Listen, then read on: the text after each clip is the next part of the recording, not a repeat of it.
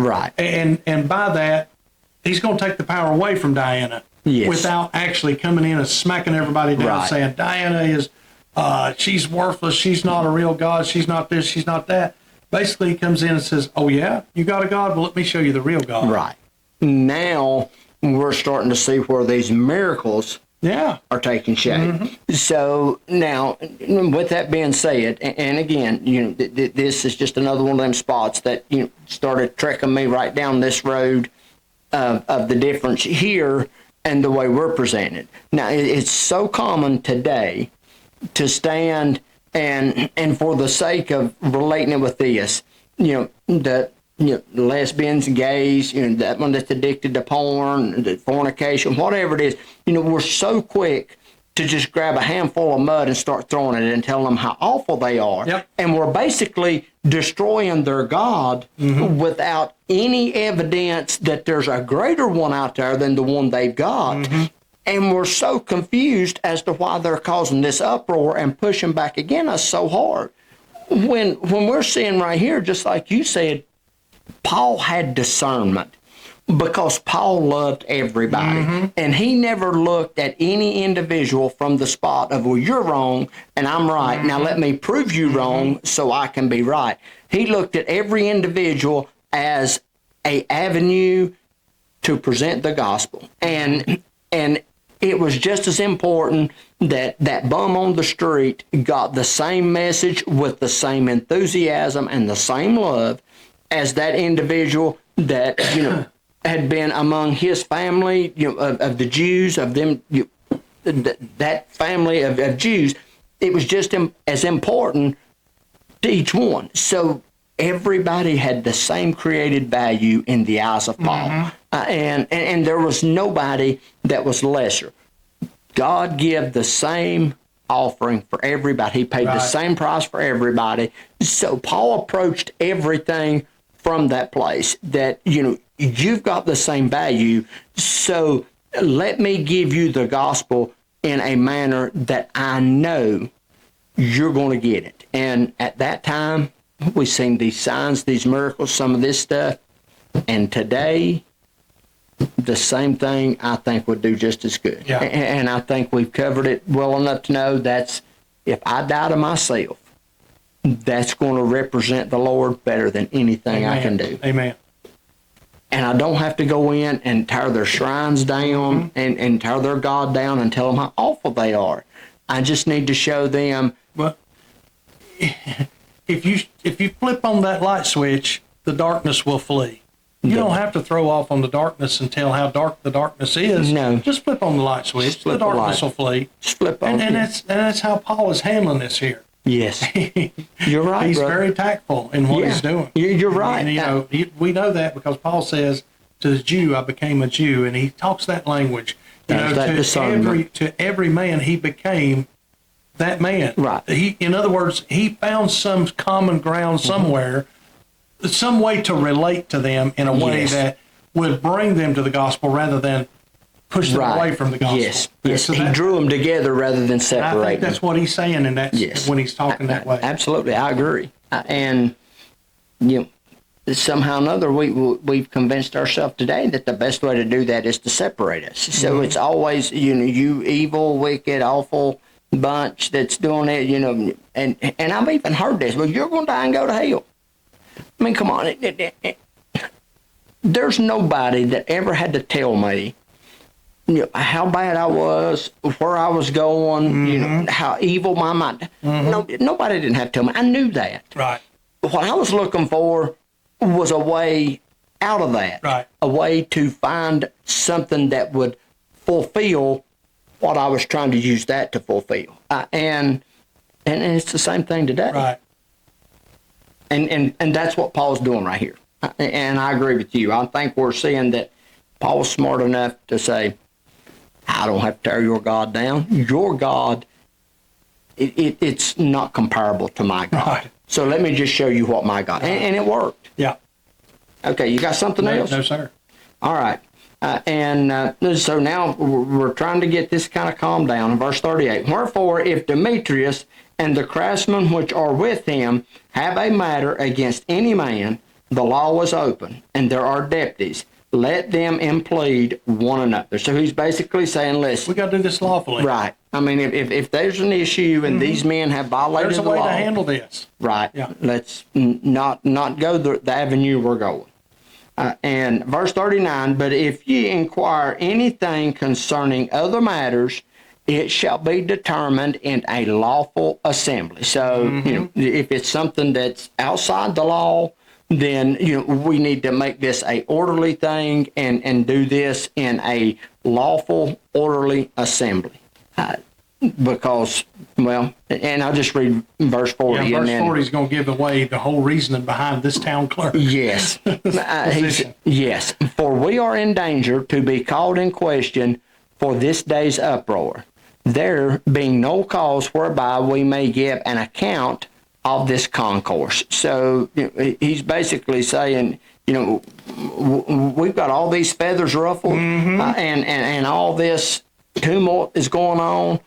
And We're about to draw some attention, unwanted attention. Right. And we don't have any kind of an explanation to give. And the reason this town clerk is so worried is because I looked up the town clerk to see what role he actually played here. And I don't know if you did. No. Right, well, anyway, this town clerk is not somebody who sits behind a desk in some little town that, sends out notices to people. This town clerk is actually the liaison of the city to Rome.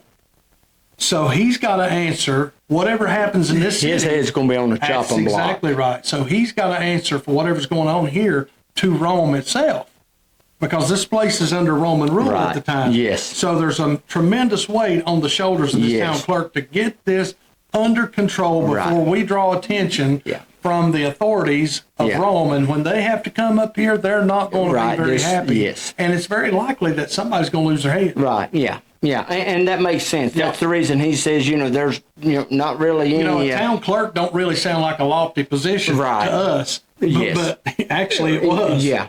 Well, and now we know why that, he says that there's no cause that we may give an account. He's basically saying, if they call down, what am I going to tell them? Right. I mean, they ain't stealing nothing from you. I mean, everybody here knows the God we worship, so what am I going to tell them? Right. So that makes sense. That's very interesting. So everybody is trying to protect themselves. Absolutely. I mean, cover their tail. Yeah, and we're seeing, that here, very common today. It's all a self-preservation world. Yeah. But we make it like it's so much different today. But the same motive that motivated sin then is what's motivating it today. Right. There's nothing new. Nothing new. See, this town clerk, he might have been a Diana worshiper, but what was most important right now is keeping his head and keeping his job. Right, yes. So Diana went to the back burner for his prosperity. Yes. If I have to choose me or Diana, I'm going to choose me every time. Absolutely. You're right. Yeah. Yes. So, that's very interesting. Okay, you got something else? No, sir. All right, in verse 41. And when he had thus spoken, he disassembled the assembly. So, he, I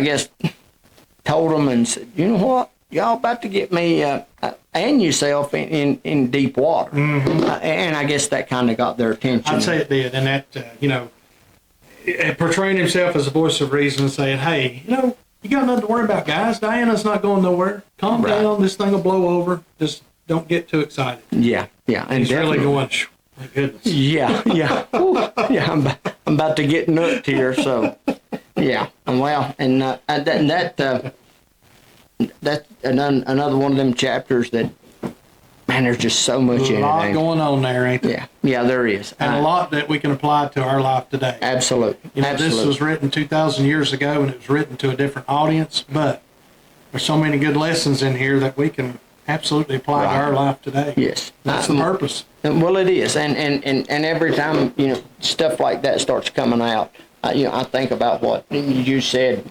way back when we first started into here. And you mentioned the fact that, this is the church in its purest form. Yeah. So if we want to know exactly what the blueprint God had in mind for the church, this right here is where we're going to find it. Very well said. And so, we can answer a lot of questions that I think we ask ourselves as far as why is this not working, why is things going this direction, if we look back. And we see that, we're missing something. I mean, we hone in on one thing, but we miss, everything around that's actually the emphasis of what the scriptures is trying to tell us, because we just focus on that one thing. Very true. Very true. And it's going to keep hurting us if we keep doing this. That's right. Well, that's what we're here for. That's what we're here for. Try to mine a little truth. We're a firewall against false doctrine. A bunch of stuff that's not really going to, not just be beneficial to us as believers, but be beneficial to them that we love and we're concerned about, that has lost every bit of the respect and the confidence in the believer. Because I think that's something that should be of the most importance to every Christian in the world. That's right. Is that, I put myself in a spot to where, I guard from that unbeliever having an occasion to look at my life and stumble. Right. And I don't think that's as important today as it should be. That's exactly right. Well, as always, it's been a great study tonight. Yeah. And I appreciate your input, Brother Dwayne. As always, you blow my mind sometimes. You've done set yourself up now. Every week now we're going to expect to see you open the notebook up. Don't do that. This is just something that, I caught a few minutes today and I said, well, I'm going to, there's so many loose ends here that really need to be tied up. Yeah. I mean, there's so much, when we read about Tyrannus, what's that? Nobody knows what that is. You're right. So it's good to kind of get our head around what every bit of this means. The theater.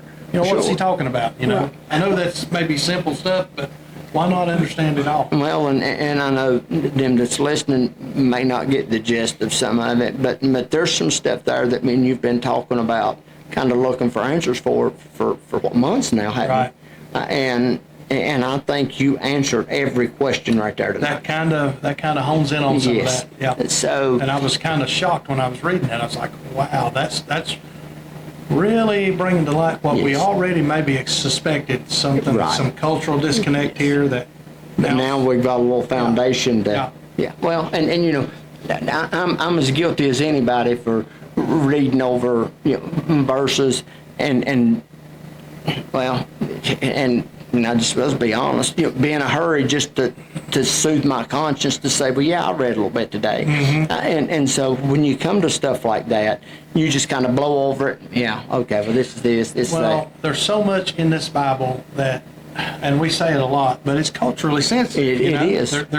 There's a culture behind this writing that's going on in the background, and we don't know anything, we know very limited amount about that culture. But if we knew that culture that was surrounding these letters and this word, we'd have a much clearer understanding of what some of these things mean in the Bible that seem mysterious to us. Yes. Because the writer had the full intent that the audience would get what he's saying 100%. And why. Yeah.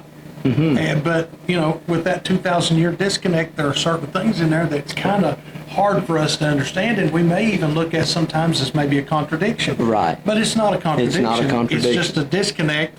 Yes. Of 2,000 years. So and that's it's amazing we can understand as good as we can. Well, sure.